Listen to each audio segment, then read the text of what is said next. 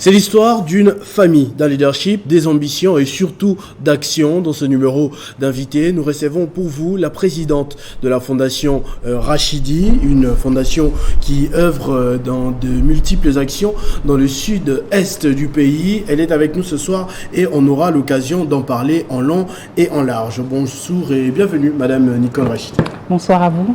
D'entrée de jeu, j'aimerais bien que vous puissiez vous présenter vous-même aux téléspectateurs qui nous suivent. Qui est Nicole Rachidi? Comment on pourrait vous présenter ou vous définir? Voilà, comme vous venez de le dire, Nicole Rachidi, une femme de 48 ans, indépendante, mère de 2 enfants. Je suis née à Kalemi, donc dans le Tanganyika. Et j'ai quitté là-bas de le plus jeune âge, j'ai étudié à l'étranger. J'ai pas mal voyagé et voilà, et j'ai décidé maintenant de revenir à mon pays d'origine, le Congo, et plus précisément dans le Tanganyika à Kalemi. Pourquoi revenir?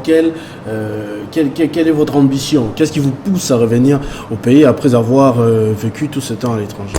Bon, après toutes ces années, je peux dire que je me suis jamais sentie chez moi dans les autres pays où j'ai vécu. Et donc, je me suis dit... pour moi, c'était évident que je devais retourner à la source, donc là où je suis née.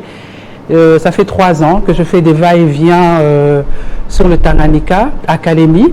Et c'est surtout la pensée de mon père qui me disait à chaque fois, n'oublie pas d'où tu viens. Donc pour moi, il était primordial de pouvoir retourner là à mes sources.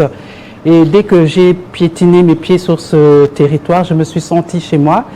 Et je me suis posé la question, qu'est-ce que je peux apporter à ma population, donc le Tanganyika, qu'est-ce que je peux faire pour le Tanganyika? Vous parlez de votre père, justement, on sent qu'il y a un lien. La fondation Rachidi débute avec vous ou bien c'est une histoire de famille déjà avec lui? La fondation débute avec moi, comme j'ai dit tout à l'heure, ça fait 3 ans. 3 ans. Il porte le nom tout justement de Rachidi, qui est le nom de mon père. Son nom c'est Moulalou Rachidi, il est décédé maintenant, cela fait 10 ans. Et c'était vraiment, j'avais un lien particulier avec mon père qui me gardait tout justement attaché à mes origines, qui pour lui la culture et là d'où on vient est très important.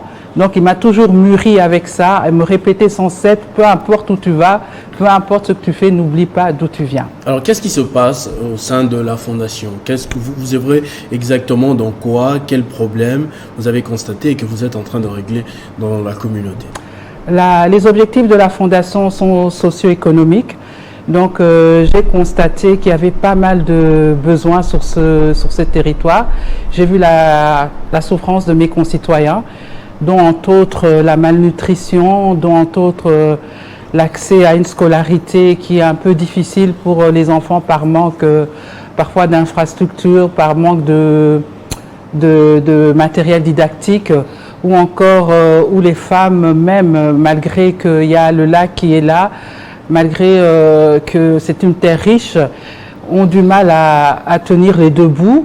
Et donc je me suis dit, voilà, je vais apporter aussi ma petite pierre. J'ai créé cette fondation qui aide à l'entrepreneuriat des femmes, qui permet certaines formations. Là, on a commencé donc une formation en coupe-couture pour apprendre le métier de couturière à certaines femmes qui le désirent.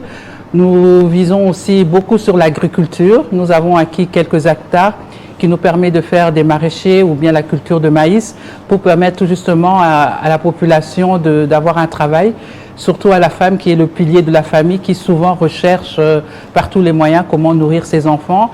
Nous tenons aussi également beaucoup à l'instruction, les écoles. Nous avons un partenariat plus précisément avec une école technique.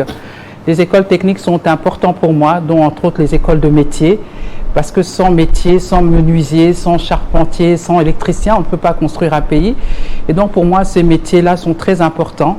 Donc selon les moyens de la fondation, là on a fait un apport par exemple d'ordinateurs.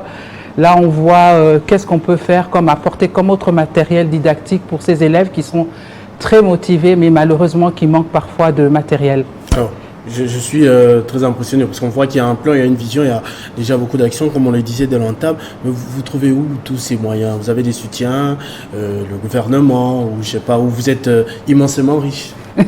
J'aimerais être immensément riche, mais je veux dire, j'investis dans l'être humain.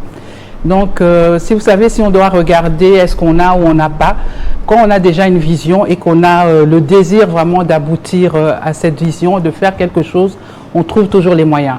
Donc, je veux dire, c'est avec mes propres fonds que je commence.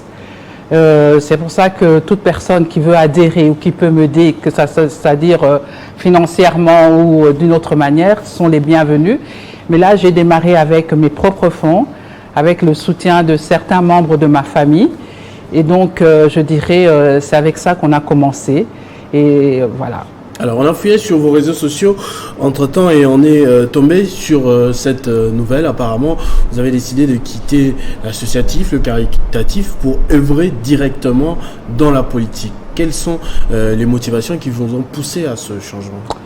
Les motivations sont que, de nature, j'ai une âme militante. Donc, la politique, c'est pas non plus quelque chose que j'ai commencé aujourd'hui. Déjà depuis 2006 plutôt, quand j'étais en Europe, nous militions activement, entre autres pour l'alternance politique ici au Congo. Donc j'avais toujours un pied dans la politique, mais sans vraiment être actif, sans vraiment appartenir à un parti ou quoi que ce soit. Mais j'ai toujours milité pour qu'un jour il y ait un meilleur, du moins notre pays a un meilleur avenir.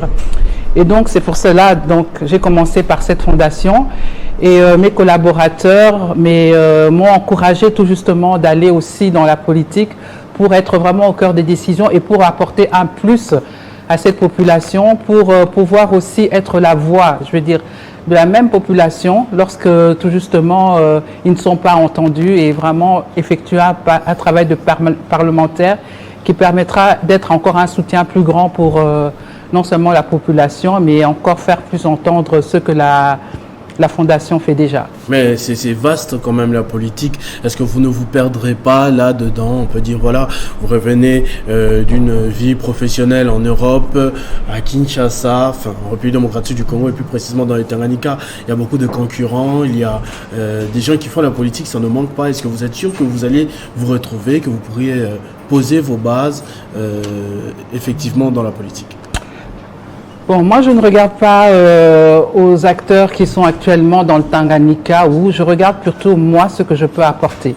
J'ai ma vision, je suis affilié maintenant à un parti, donc par rapport au parti que j'ai choisi, ils correspondent aux mêmes valeurs que moi.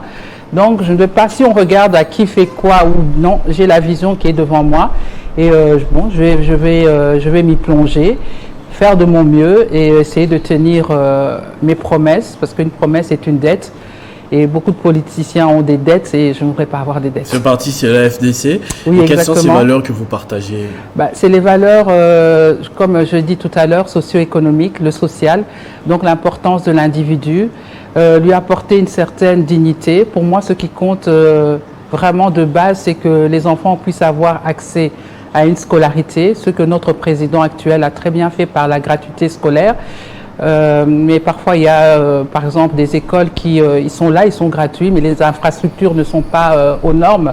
Donc, apporter plus un appui par rapport à ça, permettre à toute famille ou à chaque foyer de pouvoir manger à sa faim, de pouvoir ne fût-ce que manger un minimum, nourrir ses enfants.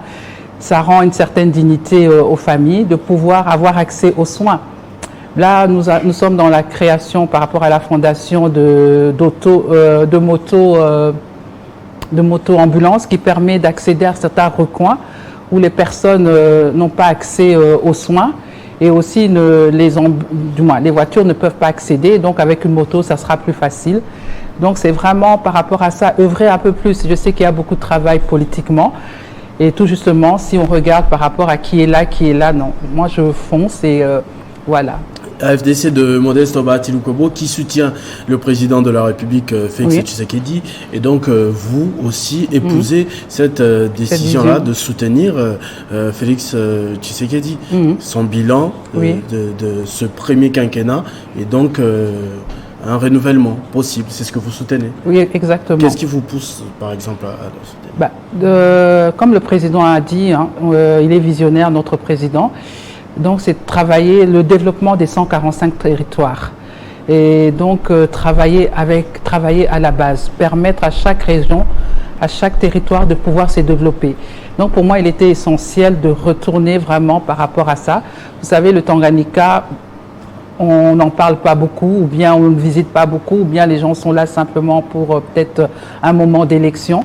Mais c'est un territoire qui est riche, il y a du potentiel, et donner cette chance à ce territoire de pouvoir se développer. C'est vraiment ça. Par rapport à, je soutiens totalement la vision du président Félix. Alors, vous soutenez sa vision, c'est sûr que vous n'allez pas postuler à la présidentielle, donc, non. Mais il y a d'autres échéances, notamment les législatives. Est-ce que, après avoir adhéré à l'FDC, c'est ça votre vision, votre ambition, c'est de briguer un siège, exactement, que ce soit au niveau provincial ou même national?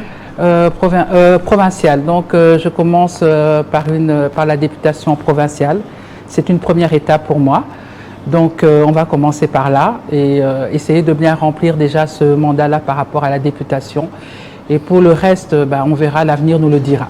Qu'est-ce que vous vous dites que vous pouvez faire pour le Tanganyika, en fait, en tant que député provincial, une fois élu? Ce que je peux faire, comme je dis, c'est vraiment par rapport aux besoins quotidiens, déjà, qui sont le droit à une certaine dignité par le droit à la santé, de pouvoir se faire soigner, de pouvoir permettre à ces femmes qui sont déjà des femmes très courageuses, d'avoir accès à un minimum de travail. Nous avons aussi entrepris, par exemple, ça aussi, continuer à développer le microcrédit, de pouvoir, pour l'instruction qui est très important, parce que c'est l'avenir de la jeunesse qui est l'avenir de notre pays de demain, de pouvoir leur donner du matériel didactique, de vraiment pousser aux parlementaires et de dénoncer peut-être ce qui ne va pas, afin que ce qui ne va pas puisse réellement être corrigé. Alors, on est en train d'aller vers la fin de l'émission, mais je suis un peu curieux et j'aimerais savoir, quand vous avez fermé les yeux de retour ici, vous avez décidé de vous installer au Congo pour travailler pour la province du Tanganyika. Oui. Vous vous êtes imaginé une province de Tanganyika comment? Dans 2, 3, 5 ans, 10 ans, quand vous aurez su implanter votre travail, votre vision? Je vois une province qui a un réel potentiel. Déjà au point de vue touristique, hein, je suis étonnée que cette province-là n'ait pas développé autant touristiquement, parce que c'est pas parce que c'est ma région, mais c'est un lieu paradisiaque. Je vois la richesse des terres qui sont là et pouvoir exploiter tous ces domaines-là que cette province possède, ça serait déjà bien et ça serait pour moi déjà une partie de mon rêve réalisé. Alors, en attendant d'arriver aux élections ou d'avoir ce siège, la Fondation Rachidi va bien sûr continuer ses activités.